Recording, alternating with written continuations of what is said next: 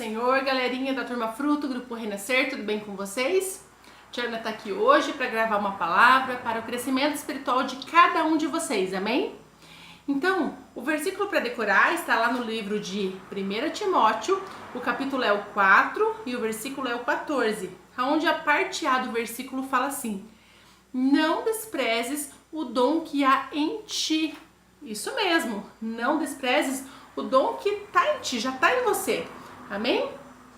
Quantos podem dizer um amém para esse dom que você já tem? É isso mesmo que a palavra está dizendo, já está em você esse dom. Certo? Mesmo que você ainda não saiba qual é, ele já está aí. Precisa você orar e buscar a direção do Espírito Santo para entender que dom é esse que você tem, porque você já tem. E a palavra que eu quero deixar para vocês hoje está lá no livro de Mateus, o capítulo é o 25 e os versículos é de 14 até o 30, que fala a respeito da parábola dos talentos. Vocês já conhecem, com certeza muitos já fizeram até teatro a respeito da parábola dos talentos. Mas a história é que um homem, certo, um senhor, ele iria se ausentar do seu país. Então o que ele fez? Ele tinha alguns talentos lá. Então para um servo ele chamou e deu a ele 5 talentos. Para o outro servo ele chamou também e deu 2 talentos. E para o outro servo ele deu 1 talento, exatamente. Mas nenhum ficou sem talento. E aquele homem se ausentou daquele país. Mas ele ficou de retornar um dia. Mas ele não avisou quando voltaria. E aí o que aconteceu? Um dos servos, aquele que ganhou 5 talentos, correu administrar os seus talentos, trabalhou em cima deles e conseguiu mais 5. Ele dobrou os talentos que ele tinha, ele ficou com 10. Assim o mesmo acontece com aquele que tinha 2 talentos, também dobrou os seus talentos e ficou com 4. E aí aquele que tinha apenas 1 talento, ele achava que o seu senhor era um pouco exigente. Então, na dúvida, preocupado com o que ia acontecer quando o seu senhor voltasse, ele resolveu enterrar o talento. Isso mesmo, ele resolveu enterrar o talento. Ele pensou, bom, se eu não conseguir dobrar o talento ou produzir mais, pelo menos eu entrego o talento da mesma forma o qual ele me entregou. Só que ele se engana, porque não era isso que o Senhor esperava dele. E aí a palavra de Deus fala que o Senhor voltou um dia sem avisar, e quando ele conversa com os seus servos, aquele que recebeu 5 talentos, ele já estava com 10 talentos, e o seu Senhor disse, nossa, servo bom e fiel, parabenizou ele. E assim também o outro servo que tinha 2, que estava agora com 4 talentos, foi parabenizado pela sua fidelidade. Porém, aquele servo que tinha enterrado seu talento, ele não foi visto como um servo fiel. Ele foi visto como um servo rebelde, como um servo todo errado. E aquele senhor ficou tão bravo com ele que pega os talentos que ele tinha, o único talento, e dá àquele que tinha 10 talentos. Porque ele não soube produzir. Então até o pouquinho que ele tinha ia ser tirado. Aí, o que nós podemos entender com isso? Ah, tia Ana, mas o talento era a moeda de antigamente, tá? Tudo bem, nesse tempo era uma moeda, mas não é disso que eu quero falar pra você. Eu quero falar que aqueles servos, todos eles receberam talento, cada um conforme a sua capacidade. Teve aquele que recebeu 1 e não soube administrar. Se ele tivesse recebido mais, ele teria enterrado mais, porque ele não sabia administrar o seu talento. Então, todos receberam, assim como cada um de vocês tem um talento. Como fala em 1 Timóteo, cada um de vocês tem um dom e não despreze, não enterre o dom que há em você. Ah, mas talvez você ainda não tenha descoberto qual é o seu talento, qual é o seu dom.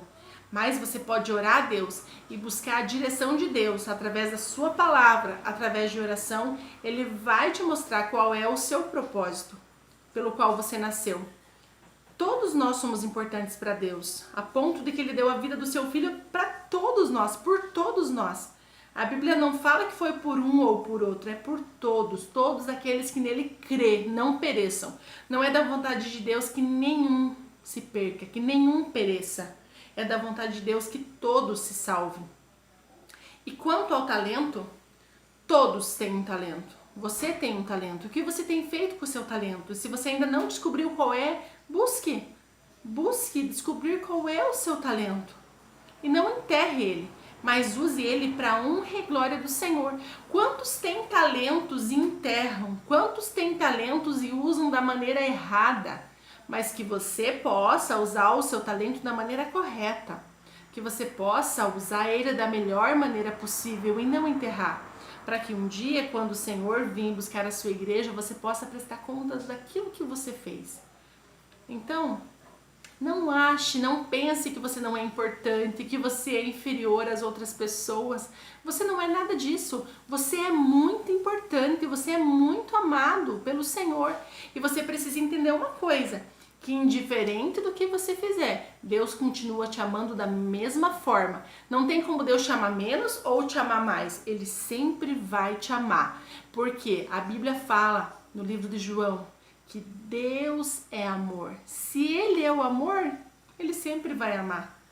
Mas o que acontece é que muitas vezes nós nos afastamos da presença de Deus. Nós saímos da presença de Deus. Não é Deus que se afasta de nós. Então, nós temos que entender que o que nos afasta da presença de Deus é o pecado. Mas não é porque Deus se afasta. O pecado faz com que a gente se afaste. Quer um exemplo disso? Lá no Jardim do Éden, quando Adão e Eva pecaram e Deus desce, Deus não deixou de descer no paraíso. Deus veio da mesma forma, no mesmo horário, conversar com Adão e Eva, como ele sempre fazia. Só que quem que se escondeu? Foi Deus? Não foi Deus. Quem se escondeu foi Adão, porque Adão se sentiu envergonhado pelo pecado que ele tinha feito. Então nós precisamos entender, e vocês devem entender, que Deus os ama muito. Muito mesmo, mas o que nos afasta de Deus é o nosso pecado.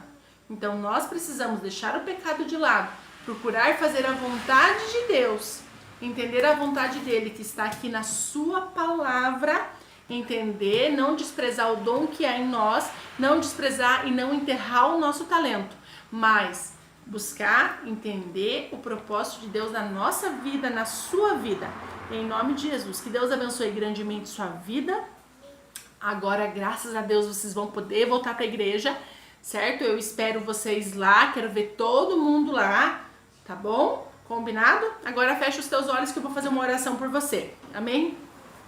Pai, em nome de Jesus, eu abençoo, Deus, a vida desses adolescentes que estão me assistindo, dessas pessoas que estão me assistindo, que o Senhor venha estar abençoando eles de tal maneira, Senhor, e que todo o talento que o Senhor colocou dentro deles, todo o dom, Senhor, possa ser usado para a sua honra e para a sua glória, Pai. Que eles entendam o propósito que eles têm nessa terra, Pai, porque eles não nasceram em vão, mas eles nasceram porque era propósito do Senhor, era projeto do Senhor, Pai. Que eles possam entender, ó Pai, aquilo que eles têm que fazer, a sua missão, assim como eu também quero entender a minha missão e fazer a sua vontade, Pai. Em nome de Jesus, as nossas vidas estão nas suas mãos, Pai, nas suas mãos. Nós te louvamos e te agradecemos por tudo que o Senhor tem feito em nossas vidas e por tudo que o Senhor faz, mesmo que muitas vezes nós não sabemos, mas o Senhor está sempre cuidando de nós, Pai. Em nome de Jesus, amém. Amém, galerinha? Que Deus abençoe grandemente a vida de vocês. Tenham um dia abençoado, uma semana abençoada e fiquem com Deus. Até a próxima, tá? Um beijo no coração de vocês. Deus abençoe. Paz do Senhor. Tchau!